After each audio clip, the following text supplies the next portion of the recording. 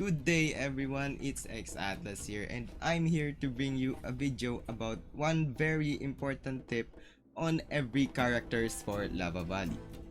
So with that, let's start the video. So for our first character, it's the Rogue.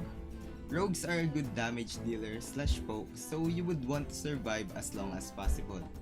Having a kit built for you to make the best out of your damaging abilities would be the most important tip that I can give you. You shouldn't be the one dying first, as your teammates would most likely depend on you for damage dealing. Mastering how and when to use your evasive shot and multi-shot smartly is what would differentiate you from a normal rogue. So for our second character, it's Howl or the Swordsman. Swordsman are also a good burst damage dealer, so expect that if he guts you with his spinning assault, you know that you're not moving for a while. The best tip that I can give you is that you should not be afraid to use the spinning assault if you know that you're in a position to use it, because you are invulnerable and they can't cancel you with any CC once you have used this skill. I have been in many situations where I thought I got the Swordsman in the enemy team and then they suddenly use spinning assault and I just accept that. So for our third character, it's my main, the Witch. So I think the Witch is the best AoE damage dealer in the game.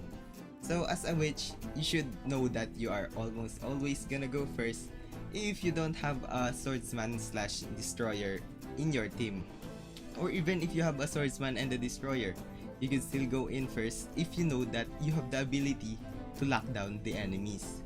The best tip that I can give you is that being the AoE damage queen doesn't mean that you shouldn't use your ability unless there is 2 or 3 enemies in the area.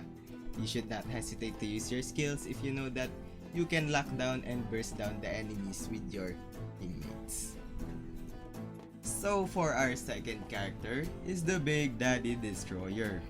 Destroyer's kit consists of setting up for your team, being the tank for your team, and having the damage to back up your own set.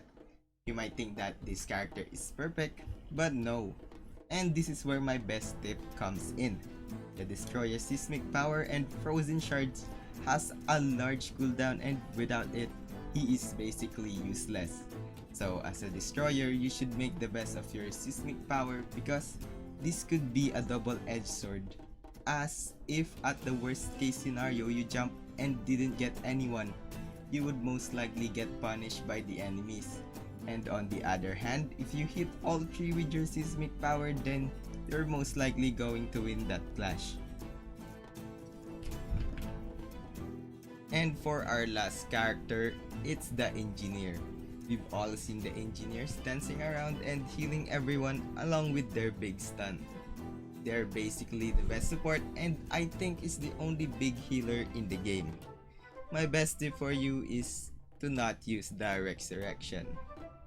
No, just kidding, I think that almost everyone already know this. My real best tip is that you shouldn't be afraid to use the burst call, because for a big stun, there's only a 12-second cooldown for it. Burst call is one of the best stun in the game, and having a 12-second cooldown is actually outrageous. And that's it for our video. Don't forget to like, subscribe, and click the notification bell. Let me know in the comments what are your best tips for your main character. Thank you for watching and enjoy the rest of your day.